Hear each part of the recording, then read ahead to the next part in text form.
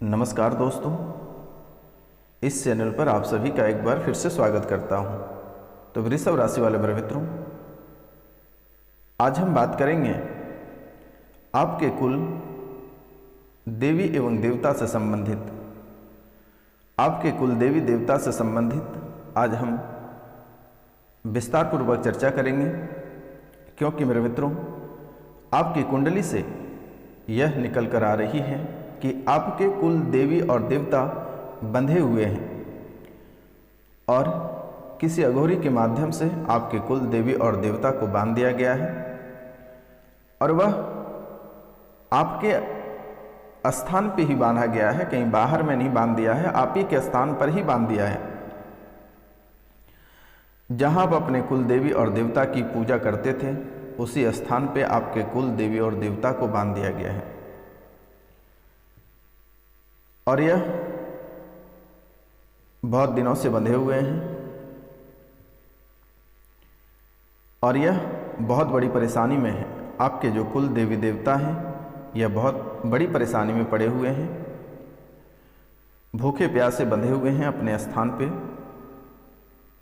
और किसी अघोरी के माध्यम से, किसी तांत्रिक के माध्यम से उसे बांध दिया गया है। और किसने बांधा है, आज हम वीडियो के अंत में आपको बताएंगे कि किसने बांधा है और क्यों बांधा है। तो मित्रों, कार्यक्रम को आप पूरा अवश्य देखिएगा, जिसके कारण से आपके इस कुल देवी और देवता के कारण से आपके कुंडली में कई प्रकार के दोष लगे पड़े हैं, कई प्रकार के समस्याओं से आप जूझ रहे हैं। प्रतिदिन आपको नई नई परेशानियों का सामना करना पड़ता है।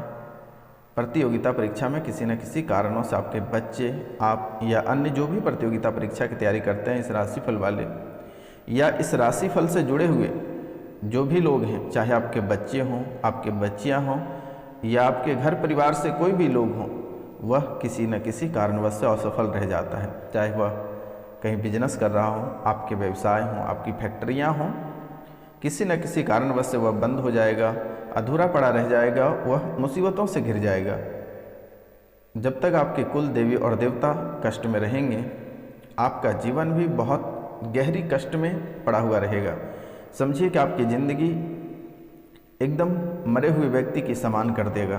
तो मित्रों, चलिए हम इनके बारे में बहुत ही विस्तार से चर्चा करेंगे।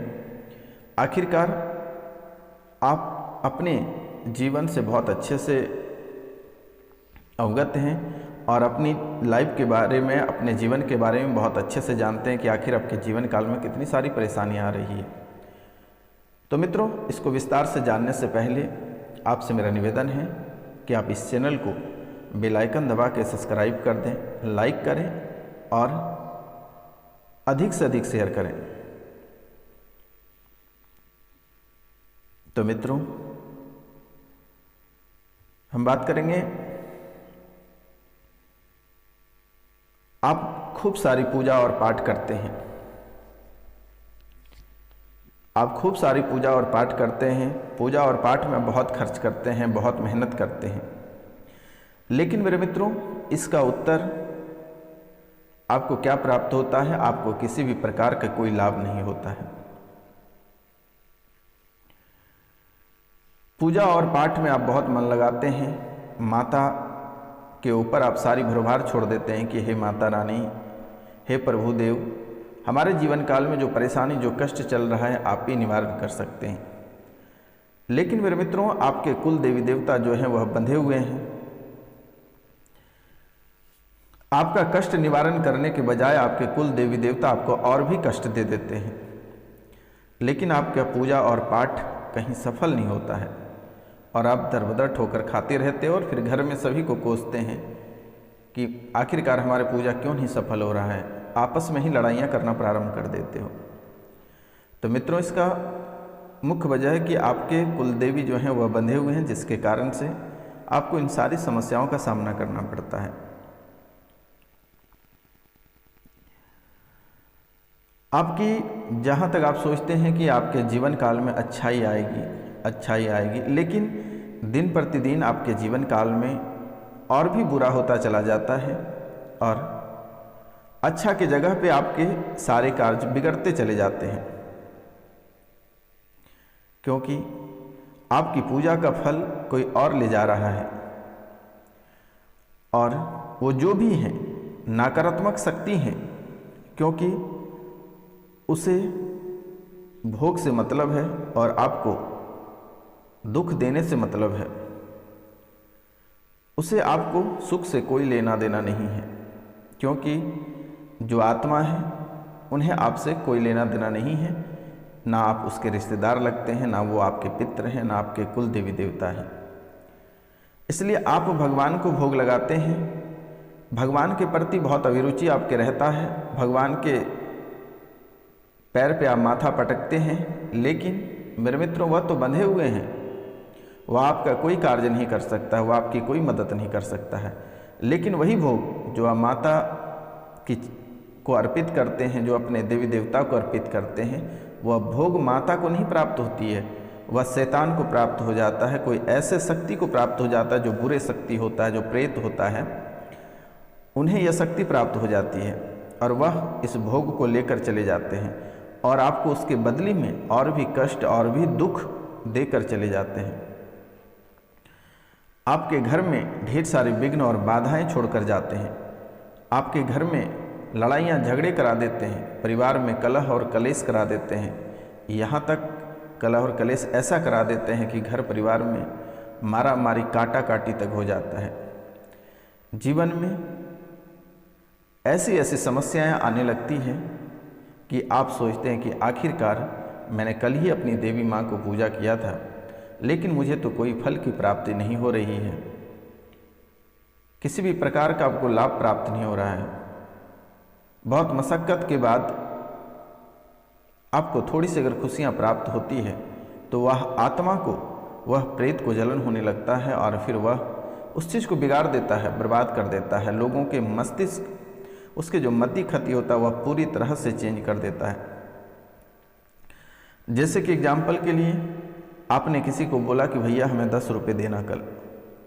उसने बोला ठीक है भाई, आप कल आके 10 रुपये ले जाना। लेकिन जैसे ही आप सुबह जाते हैं उनके पास पैसे लेने के लिए, बोलता नहीं खर्च हो गया, मैं आपको नहीं दे सकता हूँ। तो यह उस शैतान का काम रहता है, वह बिगाड़ देता है। आप अपने व्यापार के लिए बहुत उत्सुकता रहते हैं, बहुत सारे पैसे खर्च करके अपने बिजनेस को तैयार करते हैं, बहुत बड़े विस्तार करते हैं, तो किसी न किसी कारणवश अचानक सा फैक्ट्री में आग लग जाती है, किसी की मृत्यु हो जाती है, फिर आपको जेल फाटक हो जाता है, फिर आपकी फैक्ट्री बंद हो जाती है। तो ये उस शैतान का काम है और यह शैतान आपके पीछे बहुत समय से पड़ा हुआ है और प्रतिदिन आपको सभी से अलग करता जा रहा है। रुपया, पैसा, धन, दौलत, सभी चीज़ से आपको दूरी बना रहा है। यह समय अगर देखा जाए तो आपके जीवन काल में एक एक रुपया पैसा के लिए आप तरस रहे हो, आप घर से बेघर होते जा रहे हो। आपके जीवन में कभी आपने नहीं सोचा था कि आखिरकार आपके जीवन में इतनी बड़ी समस्याएं कभी उत्पन्न होगी, ऐसा स्थिति आपको देखने को मिलेगा। लेकिन मेरे मित्रों, आपके जीवन की जो हालात यह धीरे धीरे बुरी होती जा रही है, तो इसका मुख्य हाथ यही आत्मा का है, जिसने आपको हमेशा बरगलाते रहते हैं। यह आत्मा आपके पीछे इतने बुरे तरीके से पड़ा है कि आप कोई कार्य के लिए घर से निकलते हैं, आप जैसे ही अपने मंजिल के करीब पहुंचने को रहते हैं, उससे पहले ही आपके रास्ते को भटका देता है। फिर उस काम से भी आप वंचित रह जाते हैं और उस काम का भी आपको लाभ प्राप्त नहीं हो पाता है और वहाँ से भी आपको 10 बातें सुननी पड़ती है और आपकी नौकरी चली जाती है। घर में छोटे से बड़े तक को धीरे धीरे बीमार कर देता है। जैसे ही आप उसे डॉक्टर के पास लेकर जाते हैं, डॉक्टर के मन में ऐसे नेगेटिविटी डाल देता है कि कोई बीमारी ही पता नहीं चलती है, कोई बीमारी ही नहीं निकलती है और फिर आप परेशान हो जाते हो कि आखिरकार इतनी बड़ी बीमारी है। और जब आप एक्सरे कराते हो या डॉक्टर को दिखाते हो, जो रिपोर्ट आता है वह नॉर्मल आता है, किसी भी प्रकार की कोई बीमारी नहीं रहती है। तो यह उस शैतान का काम है और यह शैतान बहुत दिनों से आपके पीछे पड़ा हुआ है। और फिर जैसे ही आप हॉस्पिटल से घर लाते हैं, अस्पताल से घर लाते हैं बच्चे बच्चियों को या खुद को, फिर वही दर्द शुरू हो जाता है, वही परेशानी प्रारंभ हो जाता है। ऐसे हालात बनती जा रही है आपके जीवन काल में और प्रतिदिन एक नई नई दुश्मन आपके तैयार हो जाते हैं। आज तक जो आपके साथ बैठकर खा रहे हैं, अच्छी बातें कर रही है, वही व्यक्ति कल आपके अगेंस्ट में खड़े हो जाते हैं और आपसे दुश्मनी का मोल ले लेते हैं और आप और उस व्यक्ति दोनों के बीच में बड़ी दुश्मनी हो जाती है। ये ना उसका दोष है ना आपकी दोष है, ये उस शैतान जो है उसके क्या धराया है और वह बहुत दिनों से आपके पीछा भी कर रहा है। लगभग 3 बार आपके ऊपर अटैक भी किया उसने, लेकिन आप मरते मरते बच गए और 2 बार तो आप मौत के मुंह से ही निकले हुए हैं। बड़ी दुर्घटना से भी आप बचे हुए हैं। कभी कभी आपके जीवन में ऐसी हालात बना देती है कि आप अचानक सा पूरे गर्म हो जाते हो, लोगों के प्रति गुस्सा हो जाते हो, लगता है कि आप इसको मार ही दोगे, लेकिन फिर जैसे ही आपके अंदर पॉजिटिव आता है, गुस्सा ठंडा होता है, फिर आप बहुत पछताते हैं कि आखिरकार मैंने ऐसा क्यों किया, मुझे ऐसा करना ही नहीं चाहिए था। तो ये इस शैतान का काम है और ऐसी ऐसी स्थितियाँ आपके जीवन काल में बना रही है। शाम में आप लोग अच्छे से खा पी कर सोते हैं, सुबह पता चलता है कि आपके परिवार में कलह और कलेश हो गया, मारामारी हो गया, बच्चे आपसे अलग होकर बिछड़ के घर छोड़कर चले गए, पत्नी घर छोड़कर चली गई, आप घर छोड़कर चले गए, माता पिता दर-बदर ठोकर खा रहे हैं। ऐसी हालात आपके कुंडली में बना हुआ है और यह लगातार 7 सालों से चल रही है। बेवजह का आप उलझ जाते हो लोगों से, बेवजह से अभी आप इस रास्ते से जा रहे हो, अचानक सा आप बीचों बीच गाड़ी लगाकर किसी से झगड़ जाते हो, छोटी मोटी बातों को लेकर उलझन में फंस जाते हो और अपनी झूठी मूठी बातों को लेकर आप बुरे फंस जाते हो और उसका नतीजा आपको भुगतना पड़ता है। आप नहीं करते हो, आपके अंदर जो शैतान है, जो गंदी आत्माएं हैं, जो मन में आपके गंदे गंदे विचार डालते हैं, ये उस शैतान का काम है। उसने तो पहले आपके कुलदेवी देवता को बांधा, आपके पितरों को बांधा, आपके घर गृहस्थ को बांध दिया और उसके बाद यह शैतान आपके ऊपर लगातार वार कर रहा है, लगातार परेशान कर रही है। आपके बच्चे को, आपको, आपके रिश्तेदार तक को इसने नहीं छोड़ा है और बहुत अधिक परेशान कर रखा है। तो मित्रों, इसने आपको बहुत ही खतरनाक तरीके से परेशान किया है और कर ही रहा है। तो मित्रों, सबसे पहले आपको अपने कुलदेवी देवता के स्थान पे जाकर एक साबुत नींबू ले लेना है और उसको अपने ऊपर से 21 बार घुमाना है और उसे 2 भागों में काट देना है। एक भाग को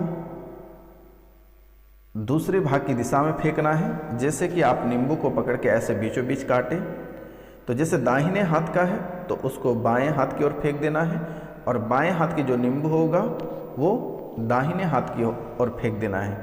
यानी आपको राइट हैंड वाला लेफ्ट में फेंक देना है और लेफ्ट हैंड वाला को राइट हैंड में फेंक देना है। और यह करने के बाद